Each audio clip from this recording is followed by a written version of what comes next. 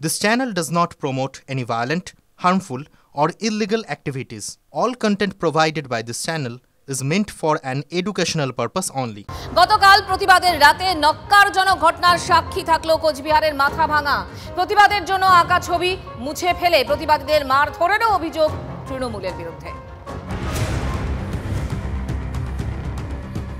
বুধবার আলোর পথে কর্মসূচিতে গোটা রাজ্যের সঙ্গে পথে নেমেছিলেন কোচবিহারের বাসিন্দারাও। মাথাভাঙাতে রাত 9টা থেকে 10টা পর্যন্ত মোমবাতি জ্বালিয়ে প্রতিবাদ জানান তাঁরা। আরজি করের বিচার চাই, মেরুদণ্ড সোজা রাখুন, উই ওয়ান্ট জাস্টিসের মতো বিভিন্ন লেখার পাশাপাশি রাস্তায় তিলোত্তমার প্রতীকে ছবি আঁকা হয়, আর সেখানেই হামলা, মারধর। त्योहार और प्यार लाती है रिश्तों में ढेर सारा मिठास।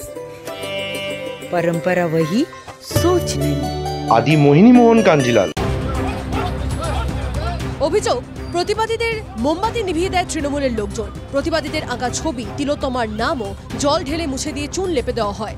অভিযোগ, বাধা দিতে গেলে প্রতিবাদীদের ওপর চড়াও হয় শাসক দলের কর্মীরা। পরবর্তীতে তৃণমূলের নেতৃত্বে আমাদের কিছু লোকের উপর, বিশেষ করে আমাদের 9-11 ব্রাঞ্চ সেক্রেটারি কমরেড প্রদ্যুৎ শাহকে আক্রমণ করা হয়েছে। আকস্মিক হামলার পরও চোয়াল শক্ত ছিল প্রতিবাদীদের। কেন হামলা? তৃণমূলের স্থানীয় নেতাদের যুক্তি, এদের কোনো কাণ্ডজ্ঞান আছে যে রাস্তার উপরে ওই তিলোত্তমার ছবি আঁকা যায়, যেদিকে হচ্ছে মানুষ চলাচল করবে, হাঁটবে। প্রতিবাদের রাতে হামলার খবর ঝড়ের গতিতে ছড়িয়ে পড়তে সময় নেয়নি। তাতে আরো ফুঁসে ওঠেন নেতা থেকে আম জনতা, তারকারা। ওই যে বাংলার মুখ্যমন্ত্রী বলেছিল না, ফোঁস করতে হবে, ফোঁসের সব চেহারাগুলোই ফোঁস, ওইসব ফোঁস পাচাকে ভয় করে না। একটা কথাই বলা যায়, ছি মমতা, ছি মমতা। এটা হয়েছে পুলিশের জন্য। এইটা যে আক্রমণের ঘটনা ঘটবে, এটা জেলার পুলিশ সুপার দ্যুতিমান ভট্টাচার্য জানতেন। আজকের রাত দেখে মনে হচ্ছে কেউ ভয় পেয়েছে, ওদের কাজ করতে দিন, রাজ্যের মানুষ নিজের কাজ করে যাবে।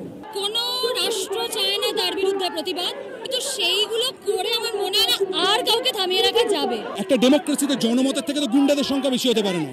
যতবার রাস্তা মুজবে ততবার রাস্তায় আঁকা হবে। হামলা নিয়ে ঘটনার রাতে কোচবিহার জেলা তৃণমূল নেতৃত্ব সাফাই দিয়েছিলেন। আমাদের দল এই সমস্ত বিষয়কে কখনোই অনুমোদন করে না। আর বৃহস্পতিবার সকালে ফের জেলা নেতৃত্বের ফোঁস। সমস্ত লোক সিপিএমের লোকজন ছদ্মবেশে মমতা বন্দ্যোপাধ্যায় মুখ্যমন্ত্রীর নামে কালিমা রোপণ করেছে। সিপিএম দল জন্য ওর উপর কিছু হামলা হয়েছে। হামলার অভিযোগে গ্রেপ্তার 3 তৃণমূল কর্মী। তবে পুলিশ বলছে অনুষ্ঠানটা পুরোটাই খুব শান্তিপূর্ণভাবে কমপ্লিট হয়ে যায়। তারপরে কিছু স্থানীয় বাসিন্দার মধ্যে একটা বাকবিতণ্ডা শুরু হয়। মাথাভাঙার ঘটনায় শাসক দল যে বিব্রত, তার প্রমাণ মেলে কুণাল ঘোষের পোস্টে। ঘটনার নিন্দা করে তৃণমূল নেতাদের কোনো অশান্তিতে জড়াতে নিষেধ করেছেন তিনি। তার আগে একই বার্তা দিয়েছেন অভিষেক বন্দ্যোপাধ্যায় স্বয়ং। কিন্তু প্রশ্ন হলো, তৃণমূল সেনাপতির নির্দেশ সত্ত্বেও প্রতিবাদীদের উপর কেন হামলা শাসক নেতাদের? নিচুতলার কর্মীরা কি তবে বেপরোয়া? নেতৃত্বের নির্দেশকে থোড়াই কেয়ার করছে তারা? মাথাভাঙা থেকে ক্যামেরায় প্রসেনজিৎ দাসের সাথে সুমন কল্যাণ ভদ্রের রিপোর্ট, টিভি9 বাংলা। নদিয়ার ভীমপুরে মহিলাকে ধর্ষণ করে খুনের অভিযোগ। বাড়িতে কেউ না থাকার সুযোগে ঘরের টিন কেটে ঢুকে নির্যাতনের অভিযোগ। ইট দিয়ে মাথা থেঁতলে খুন করা হয় বলে অভিযোগ নির্যাতিতার পরিবারের। আর কি জানা যাচ্ছে? এই মুহূর্তে টেলিফোনে রয়েছেন আমাদের প্রতিনিধি মহাদেব কুণ্ডু। মহাদেব, কি জানতে পারছি আমরা? তাকে যেটা জানা যায় যে ওই মহিলার স্বামী কর্মসূত্রে বাইরে থাকে, আর সেই সুবাদেই গতকালকে রাতে মধ্যরাতে টিন কেটে তার ঘরে ঢুকে এবং ঘরে ঢুকে তার উপর শারীরিক নির্যাতন চালায় এবং তারপর তাকে মারধর করা হয়, ইট দিয়ে থেতলে তাকে হত্যার চেষ্টা করা হয়। এরপরেই সকালে যখন পরিবারের সদস্যরা তাকে দেখতে না পান, তখন তার ঘরে গিয়ে দেখেন যে এরকম রক্তাক্ত অবস্থায় পড়ে আছে। তাকে উদ্ধার করে শক্তিনগর জেলা হাসপাতালে নিয়ে যায় এবং সেখান থেকে কলকাতায় স্থানান্তরিত করা হয়। স্থানান্তরিত করার পথে কিন্তু তার মৃত্যু হয়।